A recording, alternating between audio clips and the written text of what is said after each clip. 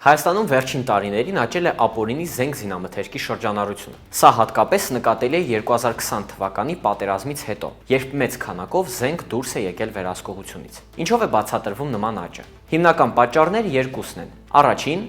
զինված հակամարտություններից հետո հաճախ զենքը մնում է քաղաքացիական անձանց մոտ։ Հայաստանում եւս 2020-ի պատերազմից հետո հազարավոր զենքեր չեն վերադարձվել պետությանը։ Եվ երկրորդ, ոստիկանությունը սկսել է ավելի ակտիվ հայտնաբերել ապօրինի զենք։ Այսինքն թվերի աճը մասնակիորեն նշանակում է ոչ միայն ավելի շատ զենք, այլ նաև ավելի արդյունավետ բացահայտում։ Ինչ են ցույց տալիս թվերը։ Օրինակ 2020 թվականին բացահայտվել է 641 զենքի ապօրինի շրջանառության դեպք, առգրավվել եւ հանձնվել է 693 զենք։ 2025 թվականին բացահայտվել է 1185 դեպք, առգրավվել է 2246 զենք։ Իսկ ինչ դեր ունի քաղաքացին։ Վերջին տարիներին ավելացել են նաև կամավոր զենք հանձնելու դեպքերը։ Ներքին գործերի նախարարությունը սա բացատրում է նրանով, որ մարդիկ ավելի լավ են տեղեկացված օրենքից, որ զենքի կամավոր հանձնելու դեպքում ազատվում են քրեական պատասխանատվությունից։ Իսկ ինչ անում պետությունը։ Պետությունը փորձում է միաժամանակ մի քանի ուղղությամբ աշխատել։ Հայտնաբերել ապօրինի զենքը, խրախուսել կամավոր հանձնումը, բարեփոխել օրենսդրությունը։